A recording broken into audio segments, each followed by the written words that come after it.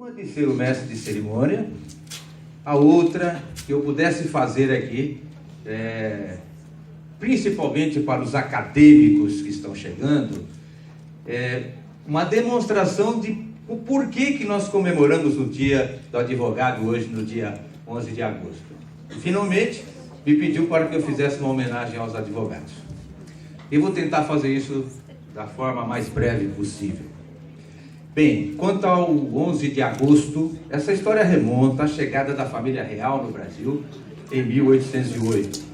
A família real chega no Brasil em 1808 e retorna a Portugal em 1822, em face de uma imposição dos nobres pela Revolução do Porto.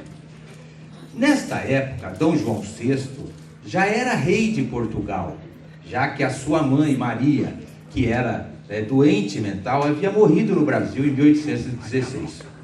Fica no Brasil Dom Pedro I, o príncipe regente. E Dom Pedro I logo se apercebe que aqui o movimento separatista era incontrolável. Ele, astuto politicamente, ao invés de combater o movimento, ele se alia ao movimento e passa a liderá-lo.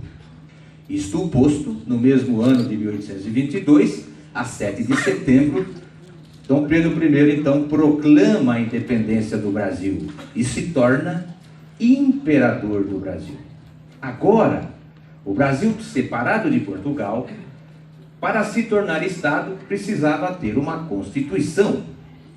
Até, veja, em obediência ao que estabelecia a Declaração dos Direitos do Homem e do Cidadão, de 1789, que lá no seu artigo 16 estabelecia: toda sociedade que não garantir os direitos e não estabelecer a separação dos poderes, não pode ser considerado um Estado que tem uma Constituição. O Brasil, então, corre atrás de editar a sua primeira Constituição. O que faz, então, o imperador Dom Pedro I? Convoca a Assembleia Nacional Constituinte e, dentro da Assembleia Nacional Constituinte, começam-se a discutir a implantação dos cursos jurídicos no Brasil. Todavia, essa discussão dos cursos jurídicos logo foi deixada de lado, em virtude de que Dom Pedro dissolveu a Assembleia Nacional Constituinte. Dissolvendo a Assembleia Nacional Constituinte, ele instituiu o Conselho de Estado. E o Conselho de Estado entendeu que não era o momento da implantação de cursos jurídicos no Brasil. Destarte, a nossa primeira Constituição, cognominada Constituição do Império do Brasil, outorgada por Dom Pedro I a 25 de março de 1824, não, na verdade, contemplou os cursos jurídicos. Todavia, 2 anos depois, em 1826, o assunto volta à baila e passa a ser novamente discutido no Parlamento brasileiro. Assim, um projeto de lei de apenas 9 artigos, com muitas emendas, transformou-se na Lei 11 de agosto de 1827.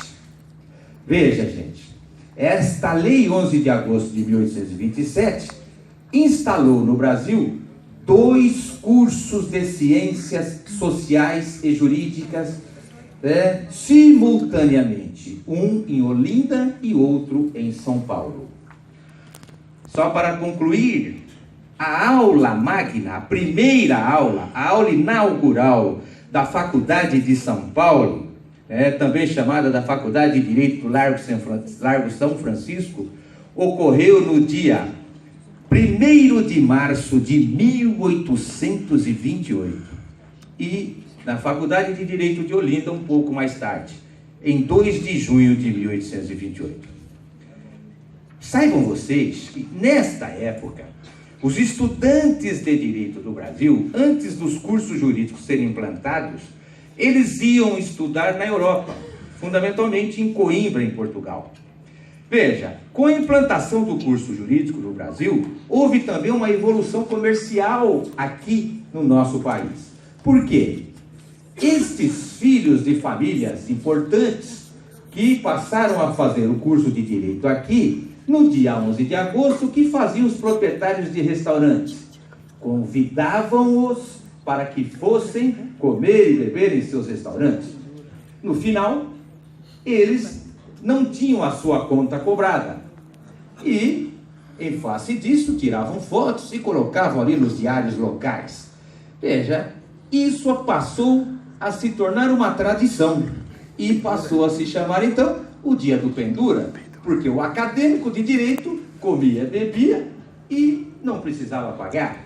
Acontece que as faculdades se multiplicaram. Os alunos também são milhares hoje no Brasil. E as confusões começaram a aparecer, porque uma turma grandiosa aparecia no restaurante, comiam, bebiam, depois falavam, nós somos acadêmicos de direito. Pendura. Veja, o que eu quero dizer para vocês? Não podemos deixar que esta chama se apague. O Dia do Pendura é importante, faz parte da tradição do advogado, faz parte da tradição dos acadêmicos de direito. É uma tradição e precisa ser mantida. O que eu quero dizer também é que, em face da contemporaneidade, é preciso ter, na verdade, hoje, o que a gente diz aqui, uma cooperação, um sistema cooperativo entre os alunos e os proprietários de restaurante. Olha, a gente paga comida, a bebida não. Ou nós estamos em 50 pessoas, vamos pagar só 25. Ou a conta deu 200, a gente só paga 100. Mas não pode deixar morrer esta chama e essa tradição. O Pintura faz parte da academia.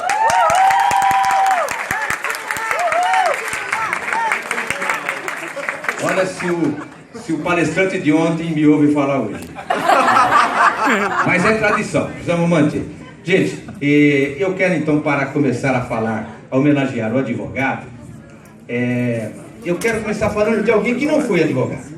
Eu quero começar de Martin Luther King, que é o topo da montanha, em que este inesquecível ativista político deixa para o mundo algumas frases também inesquecíveis.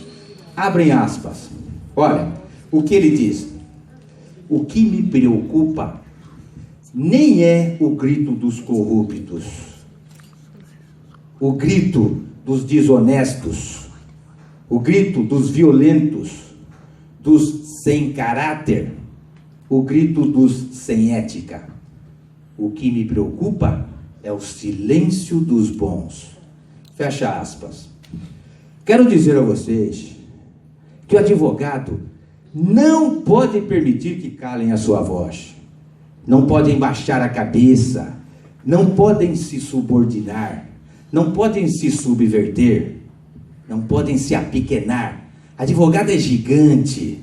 Advogado é fundamental para a administração da justiça, é fundamento para o pluralismo político numa sociedade tão pluralista.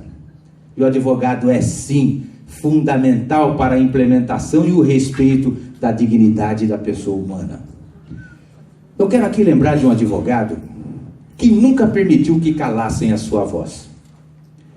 O inesquecível Heráclito Fontoura Sobral Pinto.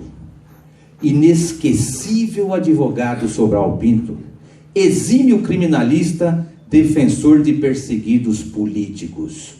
Mormente numa época muito complicada no Brasil, que ocorreu entre 1964 e 1985, ou seja, a ditadura militar, que estabeleceu no Brasil estado de exceção e que editou o ato mais autoritário da história do Brasil, o AI-5, o ato mais autoritário da história política constitucional do Brasil.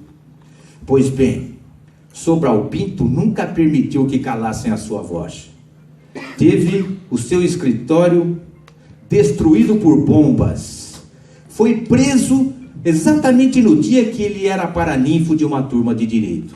Aproveito para dizer que todas as vezes que vocês me convidam para ser paraninfo, eu tenho a honra de receber esse convite e luto para homenageá-lo lá no dia.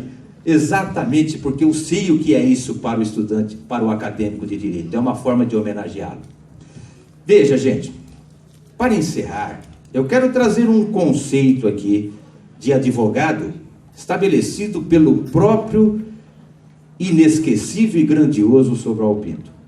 Abram aspas.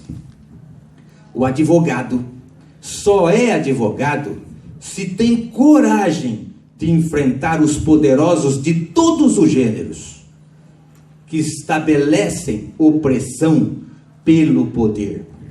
É dever do advogado de defender o oprimido. Porque se assim não o faz, ele pode até utilizar a advocacia como uma profissão para sustentar a sua família. Mas não é advogado. Fecha aspas. Advogados, orgulhem-se. Meus parabéns a todos, e eu me incluo também. Muito obrigado.